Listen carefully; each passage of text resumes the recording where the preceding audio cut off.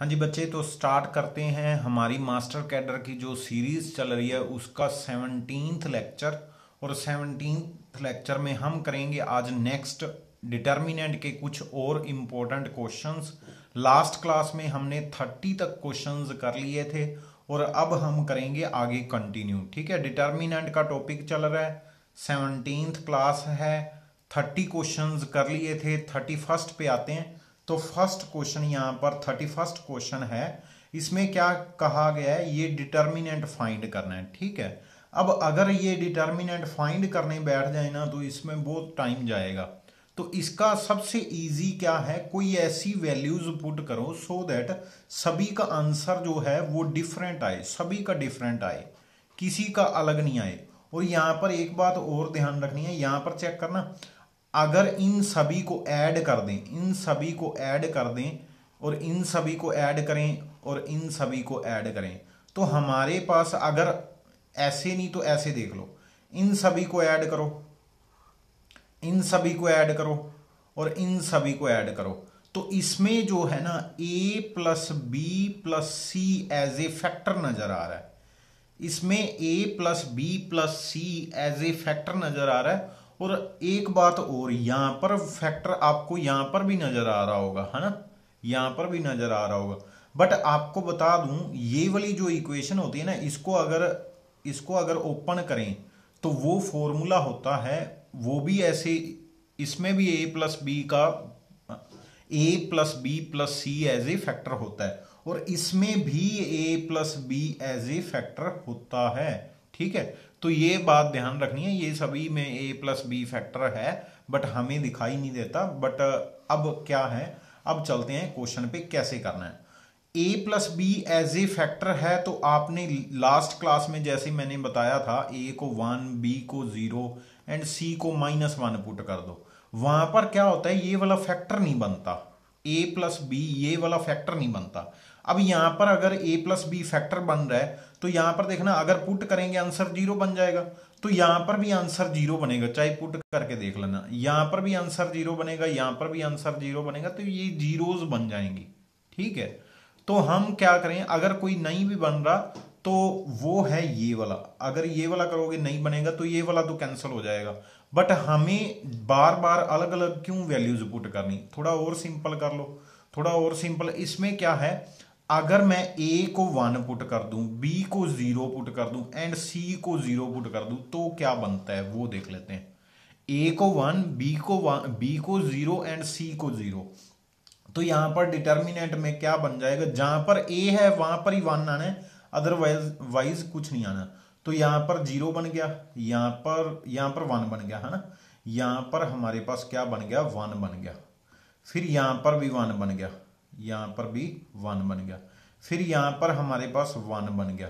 ठीक है जी, यहां पर भी 1 बन गया, यहां पर 0 बन गया, यहां पर -1 बन गया, अगर ध्यान से देखोगे तो यहां पर बन गया हमारे पास 1, बाकी सारे 0। तो एक्सपैंड भी हम कॉलम 3 से करेंगे, तो हमारे पास जो इक्वेशन बन गई उसमें अगर देखा जाए तो यहां पर डिटर्मिनेंट लिख लेते हैं एक बार, 0 1 1, देन है 1 0 -1, देन है आगे 1, देन 0, देन 0। ठीक है, अगर मैं एक्सपैंड करूं कॉलम 3 से तो कॉलम 3 से बस मुझे एक ही वैल्यू चाहिए और इन दोनों का डिटर्मिनेंट सोल्व हो गया, आंसर क्या आ गया, -1। आंसर क्या आ गया, -1 आ गया। ठीक है, अब ध्यान से देखो -1 कहां पर आ रहा है, चेक करते हैं -1 कहां पर आ रहा है। तो -1 यहां पर अगर 1 पुट करेंगे ए में, डी ऑप्शन में अगर 1 पुट करेंगे ए में तो बाकियों में 0 पुट करेंगे तो सारे जने 0 हो जाएंगे, आंसर बन जाएगा 1। तो ये ऑप्शन तो खत्म होगी।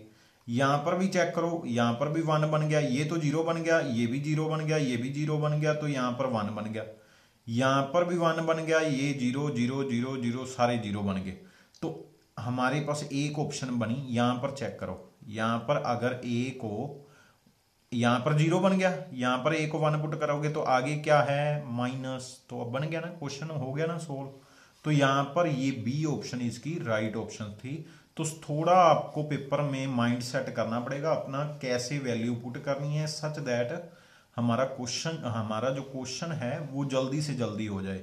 नेक्स्ट क्वेश्चन पे चलते हैं, 32 नंबर क्वेश्चन में सबसे पहले यहां पर देखना 1 प्लस ए 1/a 1/b 1/c चाहिए। तो अगर ऐसी कोई इक्वेशन ही मिल जाए फिर तो ज़्यादा अच्छा है। तो यहां पर देखते हैं, यहां पर देखना इन रोज को ऐड करो कुछ नहीं बनेगा, रोज को ऐड करो कुछ नहीं बनेगा, कॉलम को ऐड करोगे तब भी कुछ नहीं बनेगा। कभी ए आ रहा है, कॉमन निकाल लो, इस पूरे रो में ए कॉमन निकाल लो, या इस पूरे कॉलम में ए कॉमन निकाल लो। अगर ए कॉमन निकाल दिया, सपोज ए कॉमन निकाल दिया, तो यहां पर क्या बन जाएगा 1/a, यहां पर 1, यहां पर 1, यहां पर 1/a, यहां पर भी 1/a, similarly 1/b 1 1/b 1/b, then 1/c 1/c 1 1/c। ठीक है, ऐसे बन जाएगा। अब इन तीनों को ऐड कर दो, इन तीनों को अब ऐड करो। अब ऐड करोगे तो क्या बन जाएगा 1 + 1/a + 1/b + 1/c। यहां पर भी सेम चीज, एक 1 आ रहा है और बाकी ए बी आ रहे हैं, है ना, ए बी सी। एक 1 आ रहा है और बाकी ए बी सी आ रहे हैं, तो सेम बन जाएगा। इक्वल टू 0 रखोगे तो हमारे पास इसका आंसर क्या आ गया, ये उधर जाके -1 बन गया, तो इसका आंसर आ गया -1। और -1 यहां पर चेक करो किसी में भी नहीं है, ये भी गलत, ये भी गलत, ये भी गलत, तो ये डी उसका आंसर है। ठीक है जी, चलते हैं नेक्स्ट क्वेश्चन पे। नेक्स्ट क्वेश्चन में तो बिल्कुल सेम है, ये दो रोज हैं, इन दोनों की रेशो सेम है, चेक कर लो, इन दोनों की चेक करो, रेशो सेम है।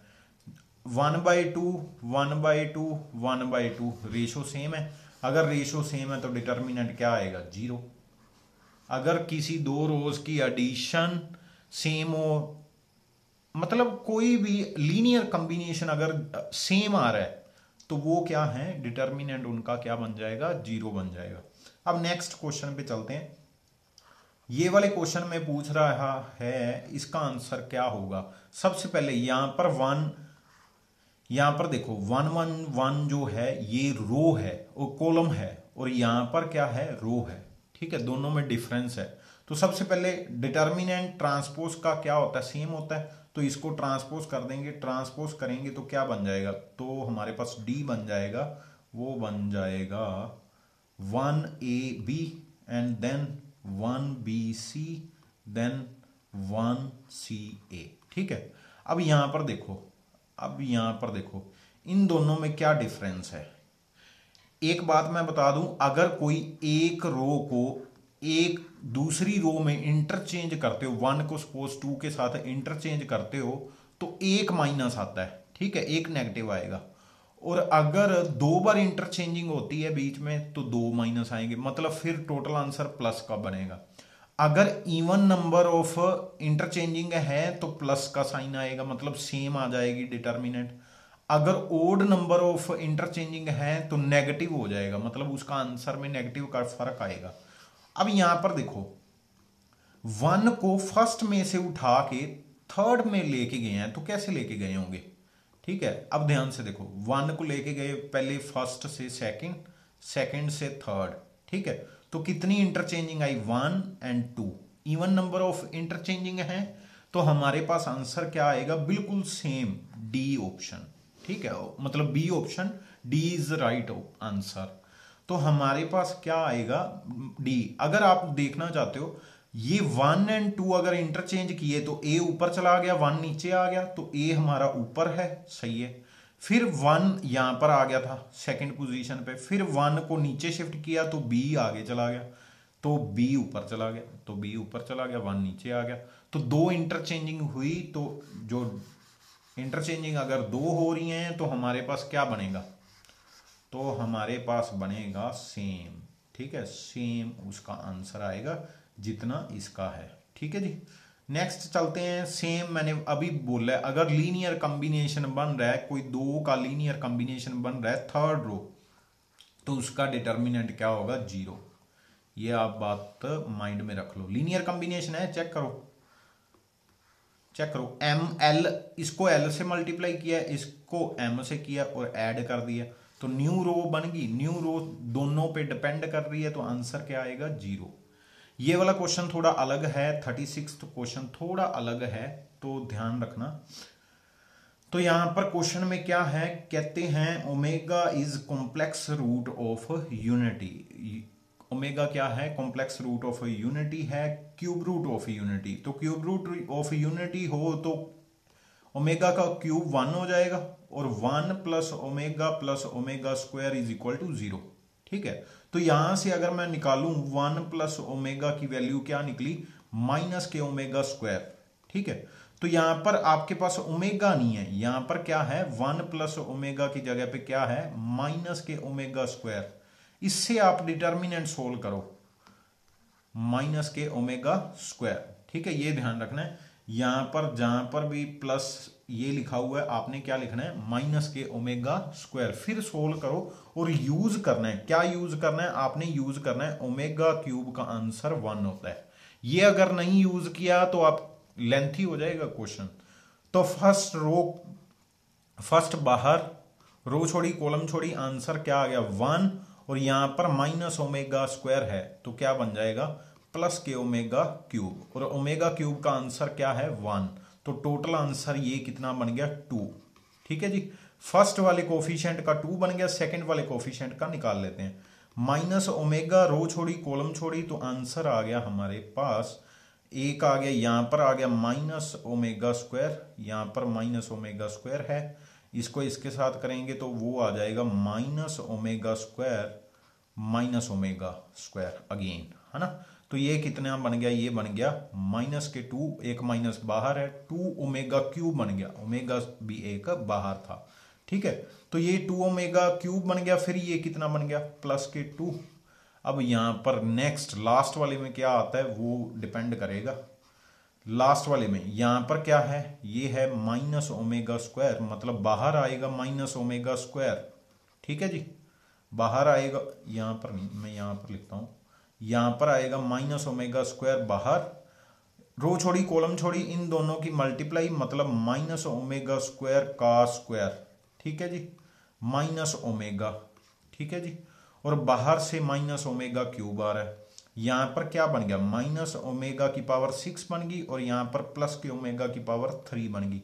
6 पावर 1 ही आना है आंसर, 3 का 1 है तो पावर 2 और कर दोगे तो 6 हो जाएगी, 1 ही आएगा। यहां पर 1 आ जाएगा, प्लस के 1 माइनस के 1 कट के 0, आंसर 4 आ गया। डी ऑप्शन राइट ऑप्शन है। ठीक है जी, तो ये थोड़ा आप ध्यान से करना, ये वाला क्वेश्चन थोड़ा अलग था। वैसे करोगे तो थोड़ा टाइम जाएगा, दोनों प्रॉपर्टीज यूज करके करोगे तो डेफिनेटली आपका टाइम सेव हो जाएगा। नेक्स्ट क्वेश्चन पे चलते हैं। यहां पर देखना, फर्स्ट रो से 4 कॉमन निकाल लो। फर्स्ट रो से 4 कॉमन निकालोगे तो ये फर्स्ट रो सेम होगी, सेकंड रो से 4 कॉमन निकालोगे तो 4 स्क्वायर हो गया, 4 इंटू 4 हो गया तो 2, फिर सेकंड रो कॉमन सेम आ गई। थर्ड रो में से 4 कॉमन निकालो तो सेम बन रहा है, हाँ फिर 4 कॉमन निकालो तो 64 बाहर आ गया, बाकी answer same as it is. तो बी ऑप्शन इसका राइट ऑप्शन है। और मैं एक और बता दूं, ये दोनों अगर ये मैट्रिक्स है तो ये क्या है उसकी 4 टाइम मैट्रिक्स, और हमारे पास एक रिजल्ट होता है के ए का डिटर्मिनेंट इक्वल होता है के की पावर n माइनस 1, एन नहीं एन नहीं होता है -1 क्यों, के की पावर n ए एन का डिटर्मिनेंट। ठीक है, मतलब जितना उसका ऑर्डर होगा, ऑर्डर अगर 3 है तो पावर 3 बाहर बनेगी। तो ये थोड़ा ध्यान रखना, यहां पर हमारे पास 4 था तो 4 की पावर 3 बनी तो आंसर 64। ये वाली प्रॉपर्टी से एक क्वेश्चन आता है तो माइंड में रख लेना। ये वाली प्रॉपर्टी जो अब मैं करवाने जा रहा हूं, ये वाला क्वेश्चन थोड़ा डिफरेंट है, आपको थोड़ा पता होना चाहिए कुछ कंसेप्ट। एक मैं बात बता दूं सबसे पहले, ये रो 1 है, देन रो 2 है, देन रो 3 है। ठीक है, ध्यान रखना अगर तीनों रो आर इन एपी हो, are in AP arithmetical progression में हो, जैसे यहां पर देखो अगर मैं लिख रहा हूं 1 2 3 4 5 6 7 8 9 6 है, ये 1 2 3 किस में है, एपी में, ये भी एपी में, ये भी एपी में, ये सारे एपी में है, तो इसका आंसर क्या आएगा, डेफिनेटली 0 आएगा। ठीक है, तो ये ध्यान रखना, अगर एपी में है तो आंसर क्या आएगा, 0 आएगा। ठीक है जी, एक ये रिजल्ट ध्यान रखना। और एक आपको पता होगा टी आर्थ टर्म ऑफ एन एपी, आर्थ टर्म ऑफ एन एपी अगर मैं बात करूं तो वो क्या होगी, वो होती है first term plus r-1 time multiply difference, common difference. ठीक है जी, अब इसको थोड़ा सही करें तो हर एक टर्म में a-d plus r time d आएगा, हर एक टर्म में। r कुछ भी हो, r की जगह पे मैं n लिख दूं तो यहां पर n आ जाएगा, है ना, यहां पर क्या आ जाएगा, यहां पर n आ जाएगा अगर n लिख दूं तो। आपको पता चल गया।